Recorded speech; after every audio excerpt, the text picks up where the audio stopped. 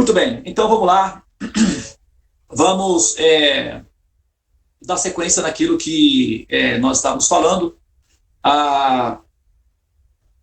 O material vai ficar disponível, né, aí no programa, e nós vamos passar, então, acredito que na próxima semana eu vou dar uma pausa de falar dos chakras e vou deixar para vocês aí à disposição o material para que vocês revisem, porque a gente não vai passar para o próximo nível sem que esse primeiro nível seja devidamente assimilado, porque senão a gente vai sobrepondo informações, e isso é meramente um acúmulo de informações e acaba sobrecarregando o sistema com um acúmulo de informações, e acúmulo de informações apenas nos deixam mais orgulhosos. É semelhante à água parada, vira limbo, dá lodo, apodrece e não serve para nada. Então, acúmulo de informação é inútil.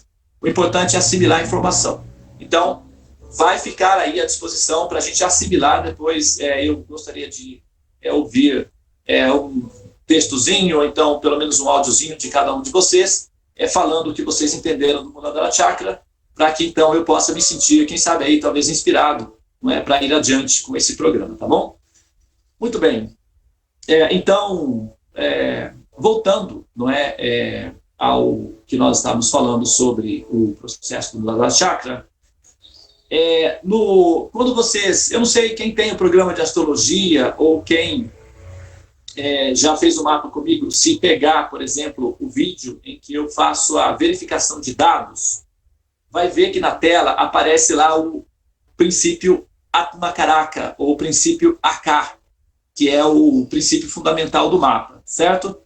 Então, esses termos, AK, ou BK, ou PK, o K significa, em sânscrito, significa indicador, aquilo que indica, tá? E também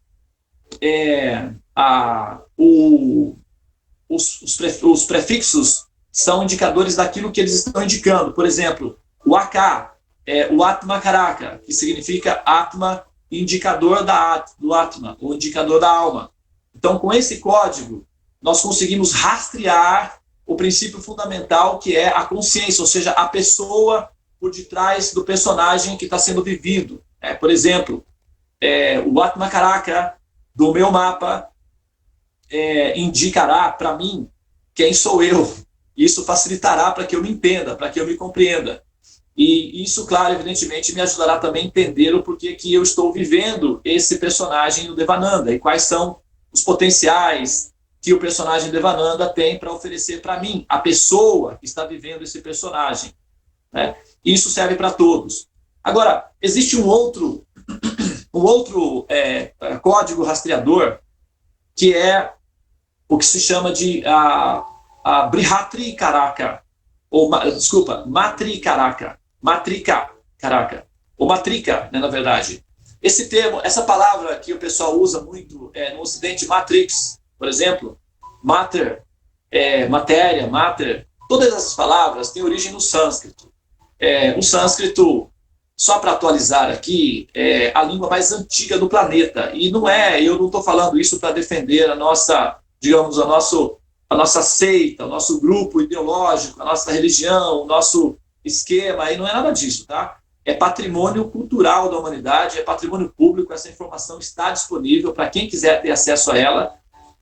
A comunidade acadêmica já entende isso unanimemente, e o sânscrito é assim aceito unanimemente entre os acadêmicos e cientistas da linguagem humana como a língua mais antiga do planeta, a única que resistiu, inclusive, às influências sociais, filosóficas e interferências culturais da humanidade, permaneceu intacta, e ela é a origem das línguas sofisticadas ou das línguas modernas, vamos dizer assim. E essa palavra, matrika, que significa mãe, ou a raiz, ou matrika, agora se transformou em matrix, mas originalmente ele é matrika, que é muito semelhante também, né?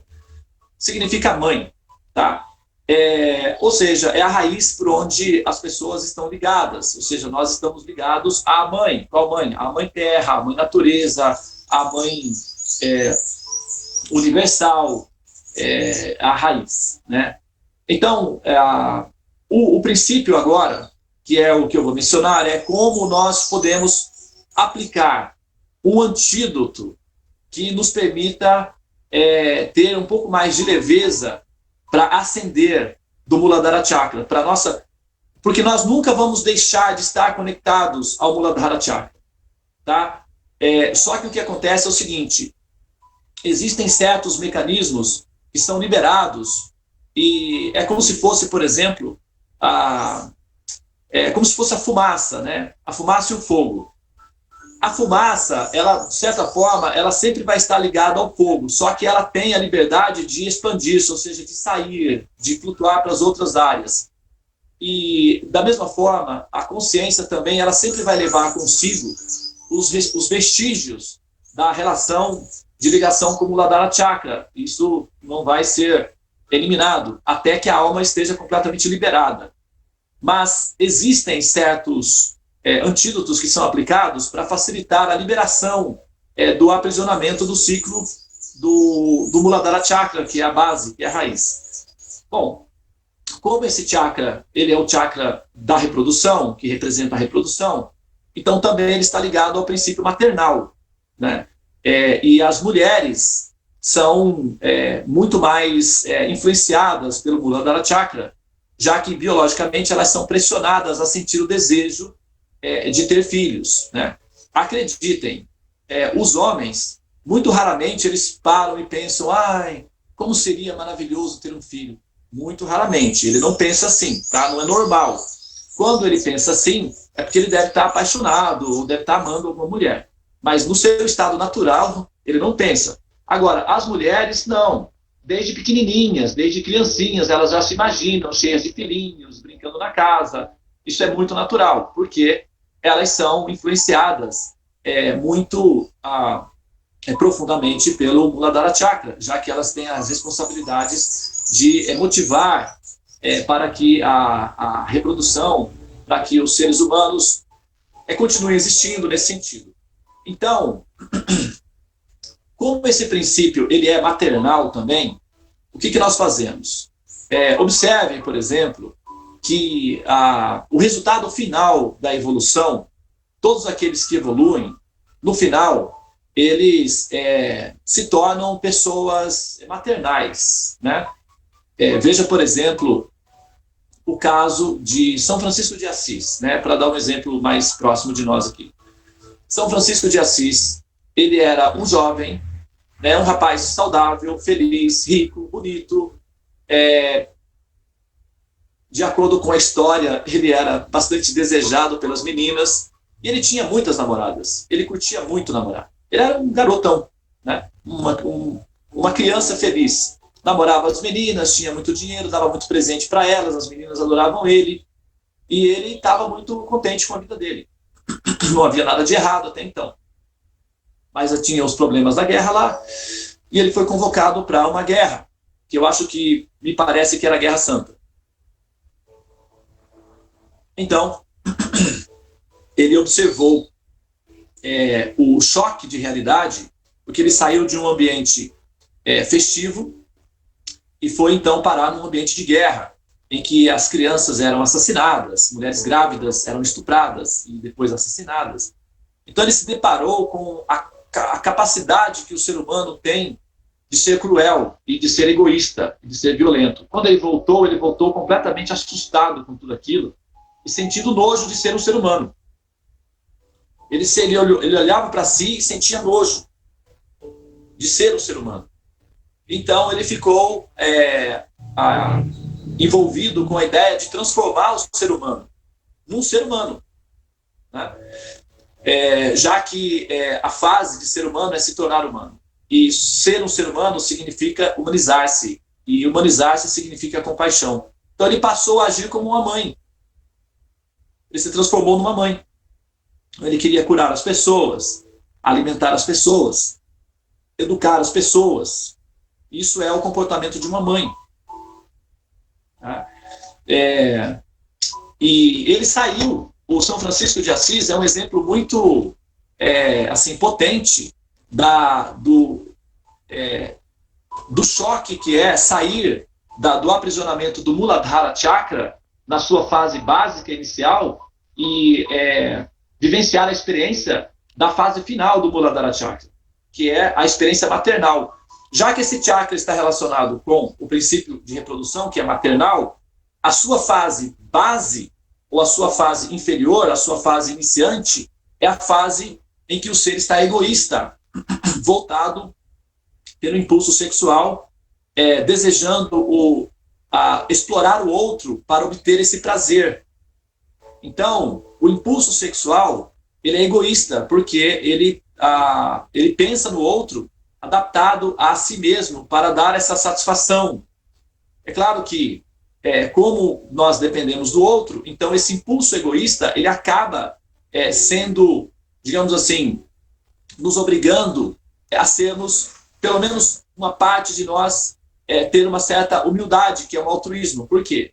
Porque como nós dependemos do outro para ter a realização do êxtase, da satisfação erótica, então nós cortejamos o outro, nós agradamos o outro, nós tentamos fazer o outro ficar satisfeito conosco, mas o objetivo final é que o outro se ocupe em me satisfazer. Então existe um princípio egoísta, e esse princípio egoísta, ele é purificado com a dependência que nós temos do outro, e por isso nós somos, então, obrigados, pressionados a agir com gentileza. Isso num ambiente pacífico. Num ambiente em que as pessoas simplesmente podem aplicar violência, então o processo de cortejar o outro, de agradar o outro, fica completamente eliminado e simplesmente utiliza-se a violência. Então, utiliza-se do outro como objeto de satisfação do egoísmo. E é isso que nós temos como estupros, violência sexual, abuso sexual, etc. Que é quando o poder está presente e o egoísmo está à vontade para agir da maneira como ele mais deseja. Então, se manifesta sob a forma de violência também. Agora, quando o ambiente é regulado, quando o ambiente é pacífico, digamos assim, então nós precisamos cortejar o outro. Nós não podemos aplicar princípios de violência. Se há a liberdade para o princípio da violência, então ele é utilizado. É muito comum ver esse comportamento nas guerras, em que os soldados estupram as mulheres dos locais onde eles invadem. E o São Francisco de Assis, ele viu isso com muita frequência, ele sentiu nojo da situação em que ele estava e decidiu fugir daquele ambiente decadente, e quando ele retornou para casa, ele decidiu que não ia mais explorar esse aspecto da vida humana, e decidiu então tornar-se um celibatário e, ao mesmo tempo, dedicar-se completamente à cura da humanidade daquela loucura em que ela estava. E nós temos aí um ser místico, transcendente e altamente evoluído na sua compreensão da necessidade da evolução. Agora, o próprio São Francisco tinha algumas considerações a respeito da sexualidade que eram considerações medievais, então isso gerava um conflito para ele. Por exemplo, na cultura védica, isso nunca não aparece como um problema, mas nas sociedades ocidentais, a técnica do controle da mente e para o controle dos sentidos se dá através da restrição. Então ele saiu de um ambiente em que ele era um playboy e se tornou um celibatário. Isso dá um efeito colateral, evidentemente, porque a mente, ela continua condicionada, é como um ventilador. Quando você desliga o ventilador, ele então continua girando por um tempo, até que ele realmente, lá na frente, ele vai parar. E quando nós estamos falando da mente humana, que já passou por milhares e milhares de experiências em que o foco era a exploração do Muladhara Chakra, quando você desliga esse botão, não é assim simples que ele pare imediatamente, né? Então, o São Francisco, ele enfrentou uma crise interna de uma bipolaridade, em que ele, enquanto pessoa, ou seja, enquanto alma, tinha uma realização superior. Agora, enquanto personagem que ele vivia, ele tinha uma mente condicionada ao corpo. E a mente dele, então, divagava. E às vezes a mente dele buscava pela satisfação do prazer erótico, do prazer sexual. Então, o que ele fazia para resolver esse assunto? Inclusive, ele acabou morrendo por conta disso, né? Ele se retirava para uma cabana e durante o inverno para castigar a mente devido aos desejos eróticos que ela sentia. E ele então fazia 3 montinhos de gelo ali próximo da cabana dele. E o que ele fazia? Ele fazia buraquinhos nesses, tipo um pão de açúcar assim, de gelo. Ele fazia buraquinhos e ele então colocava o pênis dele nesses buraquinhos de gelo e abraçava as montanhas de gelo. E dizia para a própria mente: minha querida mente, então quer dizer que você quer desfrutar da sua vida sexual? Então pronto, divirta-se. Então o que ele fazia? Ele castigava o próprio corpo com o objetivo de castigar a mente. Só que essa técnica é uma técnica bastante rudimentar e, claro, que não funcionava muito bem. Então ele ficava extremamente danificado fisicamente e, como se não bastasse, depois que ele fazia esse processo, ele ainda se jogava em cima de um roseiral que havia, próximo da cabana. Então ele mesmo cultivava durante o verão esses roseirais para justamente funcionar como técnica de autocontrole. Depois ele se jogava, rolava, deitava sobre essas roseiras e ele então arranhava todo o corpo e sangrava o corpo com essa técnica. No final, o resultado consequente disso foi que ele adquiriu pneumonia e faleceu. Né? Então, isso era o desejo que ele tinha de se libertar do Muladhara Chakra, do ponto de vista da mente dele. Então, ele usou essas técnicas. Os sábios védicos, eles têm outras técnicas de autocontrole, nesse sentido, do controle mental. E eu não vou entrar sobre as questões das técnicas, né, agora, mas, assim, o processo, quando a pessoa ela deseja libertar-se do Muladhara Chakra, então, ela pode usar algumas técnicas possíveis, e eu, assim, desaconselho essa técnica, do São Francisco, porque não deu certo, no final ele faleceu, né? Mas ele faleceu integral no seu desejo de ser puro, de manter-se purificado, né? No seu desejo, do seu impulso sexual. Mas a forma mais amenizada, que é mais normal para nós, no nosso caso, para superar esse impulso básico, isso não significa eliminar o desejo sexual, muito pelo contrário, o desejo erótico, ele pode conviver com a pessoa enquanto a pessoa progride gradualmente. A viagem é longa, então não precisa ser tão radical. E também nós não estivemos em guerras, né? E nós não vimos as loucuras que o São Francisco viu, então nós não estamos traumatizados a esse ponto. Nós podemos fazer as coisas com mais calma. O método é introduzir dentro do processo da nossa experiência de vida características e comportamentos que despertem o nosso sentimento maternal em relação aos demais. Porque matrika ou muladhara, dhara e matri são sinônimos, que significa raiz.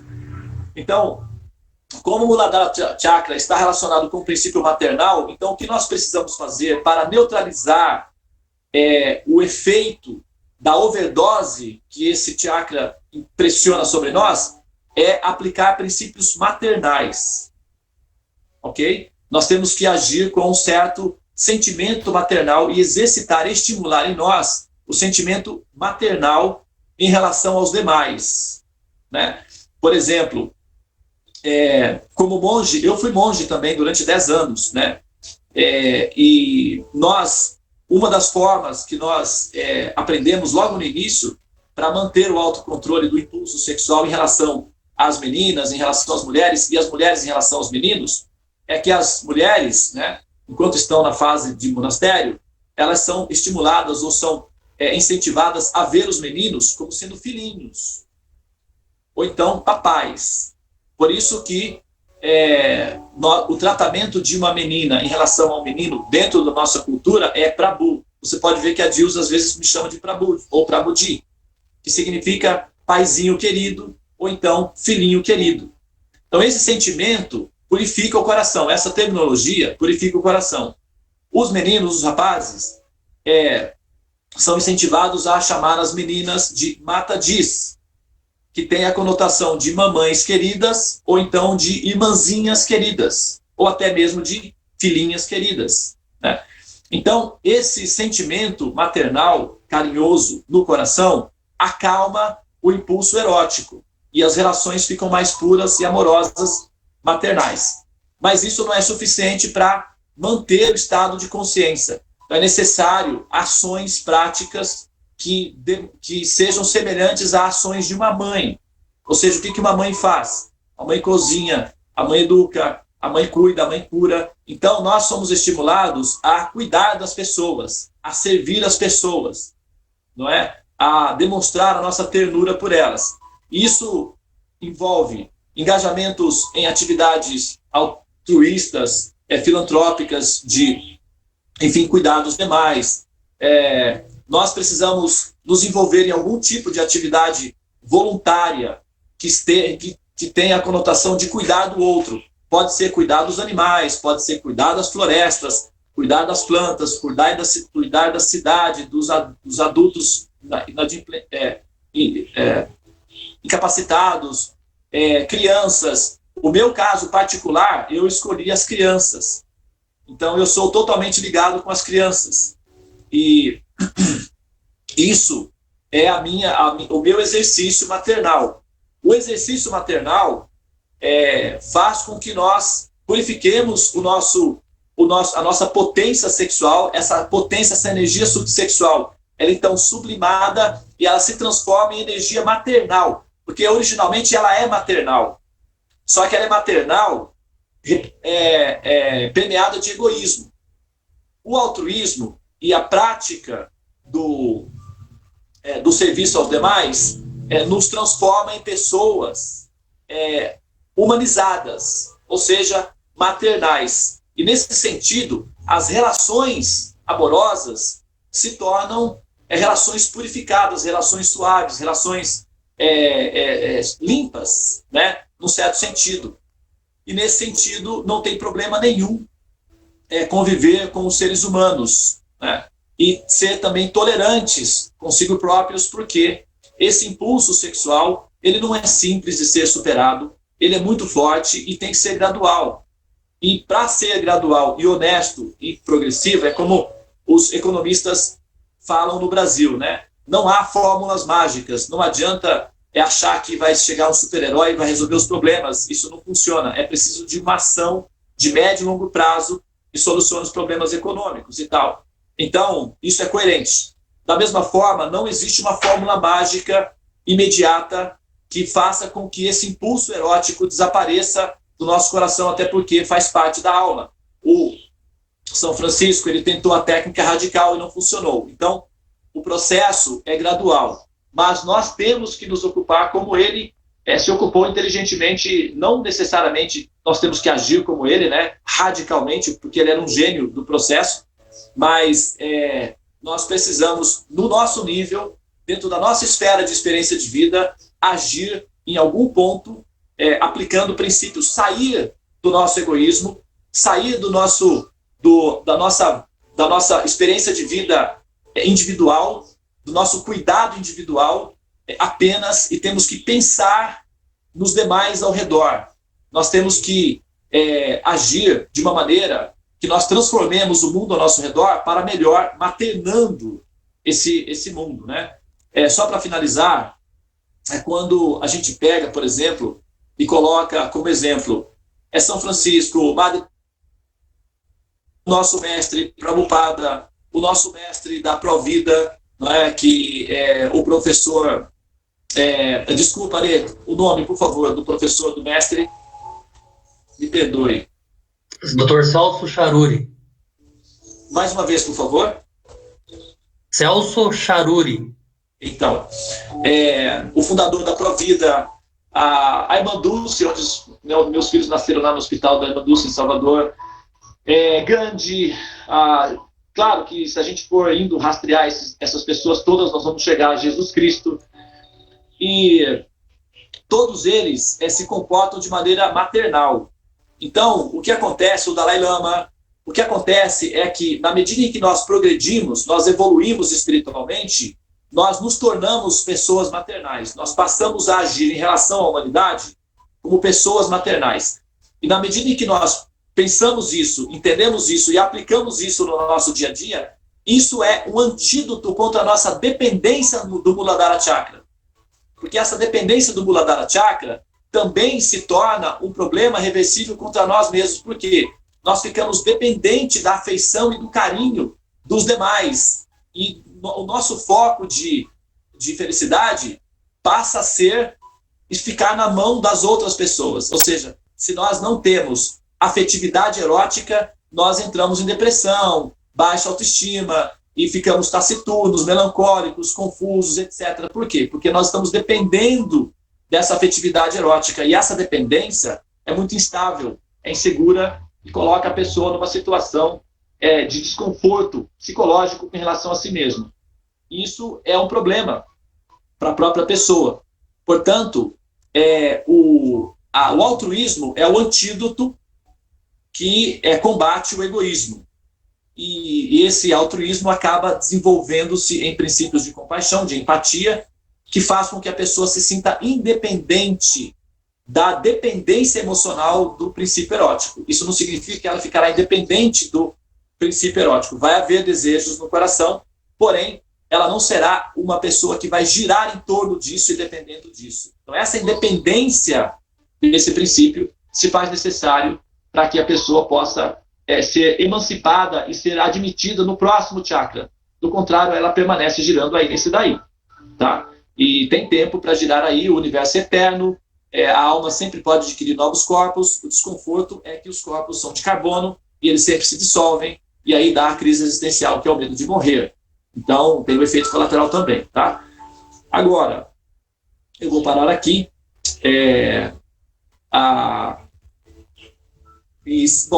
Eu tenho uma coisa a mais para falar, mas eu vou parar aqui, vou aguardar se alguém tiver algum comentário, quiser fazer alguma pergunta. Hoje é quinta-feira, né?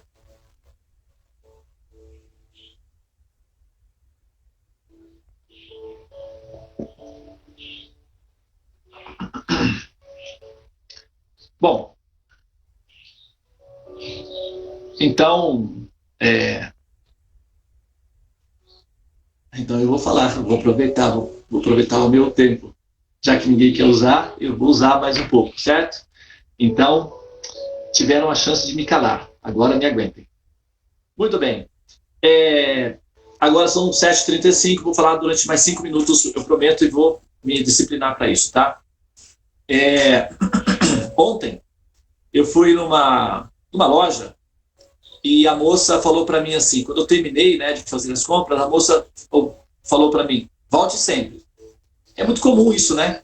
Acho que todo mundo já passou por isso, né? Volte sempre. Aquilo me deu assim descarregou o download naquele momento ali, eu parei e pensei, volte sempre. Essa menina está me abençoando. Ela não sabe o que ela está fazendo, mas ela está me abençoando. Ela é uma benzedeira, claro que ela não sabe o que ela está fazendo, mas ela está me abençoando. Por quê? Veja bem. Vai que dá um azar e dá certo isso que ela está falando. Isso significa o quê? Para eu voltar sempre, eu vou estar... A situação tem que ser semelhante ao que está agora. Eu vou ter que ter dinheiro, eu vou ter que estar saudável, eu vou ter que estar feliz. Então, quando ela diz para mim, volte sempre, ela não está levando em consideração que todos esses recursos têm que estar presentes. Porque, na verdade, eu fui para comprar um celular. E era uma coisa extra, porque eu já tenho um celular, eu comprei um extra só para um backup, para o caso de quando o meu dá algum problema. E eu uso muito, né, câmera. Então, eu já quero ter um extra. Então, é uma situação favorável, não é? Para que uma pessoa possa ter um celular extra, precisa ter uma situação que esteja, de certa forma, uma paz, digamos assim, estrutural. E quando ela falou isso, eu pensei, nossa, eu aceito sim essa bênção sobre mim, viu?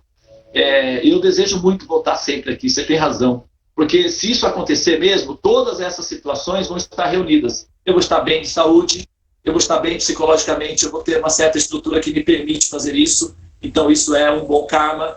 E eu não estou assim, não sou inimigo do bom karma, eu sou até assim favorável ao bom karma. Eu acho que muita gente também é. E claro, eu vou encontrar você feliz, sorridente e trabalhando. Então você vai estar bem, eu estou bem, e isso é uma bênção, né?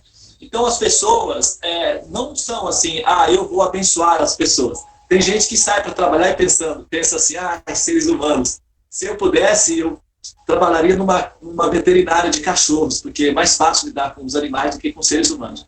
E tem as pessoas que vão aborrecidas para o trabalho, não é? Mal-humoradas, chateadas, mas lá no trabalho elas são obrigadas a se tornarem benzedeiras, pessoas que abençoam os demais. Elas não sabem disso, mas elas são pressionadas a abençoar as pessoas o dia inteiro. Quando elas falam, volte sempre, elas não sabem, mas elas estão abençoando. Isso é altruísmo.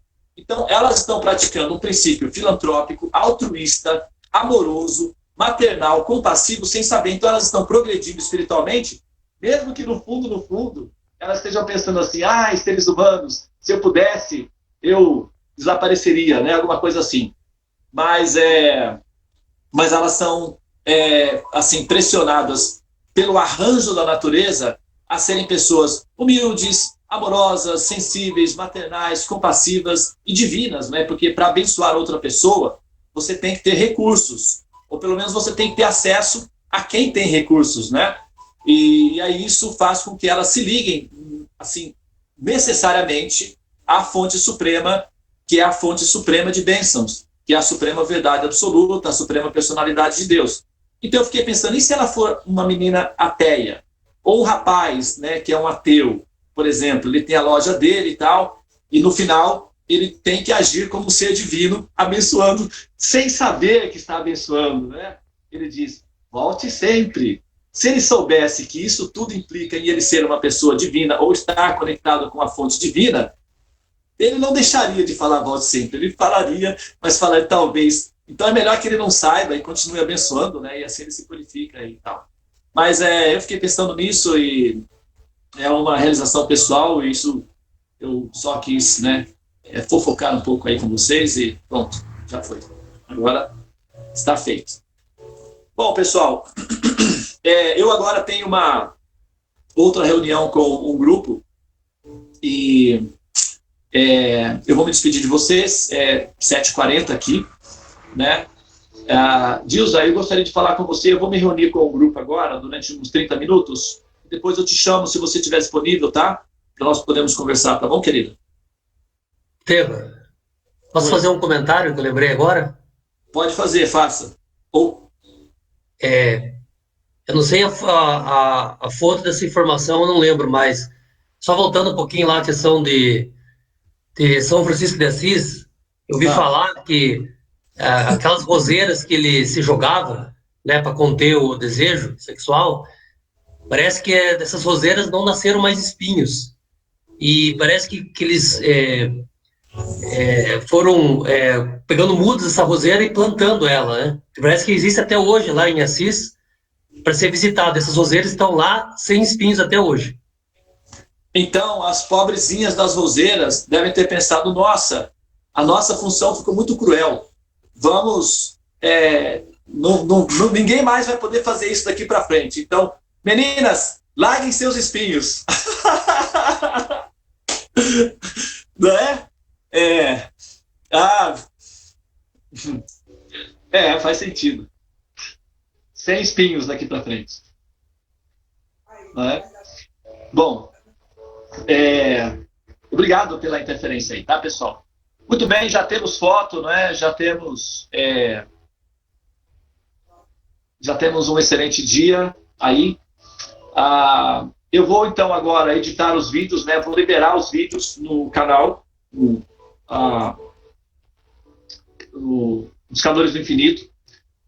Vai ficar disponível aqui no grupo. Eu gostaria que cada um de vocês...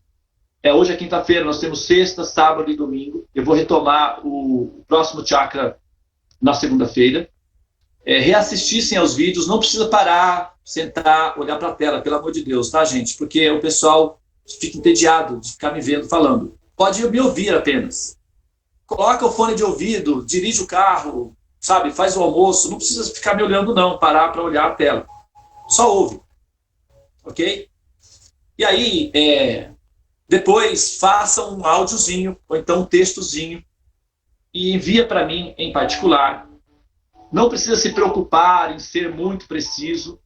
Eu gostaria apenas de ouvir a sua percepção, sinceramente, como você está entendendo isso daí. Tá? Se precisar, eu próprio dou um ajustezinho, tá bom? Dou alguns toquezinhos, algumas orientações.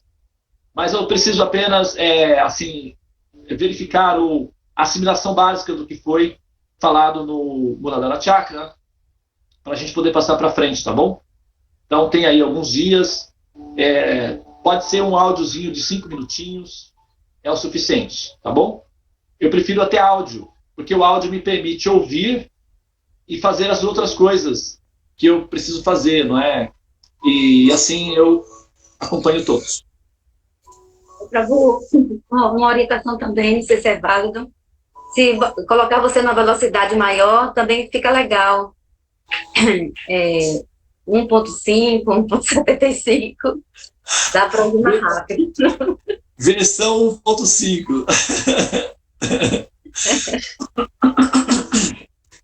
Bom, me acelere. Pode me acelerar, não tem problema não. Até porque, como vocês já têm a informação, então vai ser muito familiar, né? Muito bem, pessoal. Hare Krishna, Krishna Krishna, Hare Hare, Hare Rama, Rama Rama, Hare Hare. Ó energia suprema de amor divina, eleva-me, envolve-me, protege-me. Hare Bol. Bom dia para todos e nós nos vemos amanhã.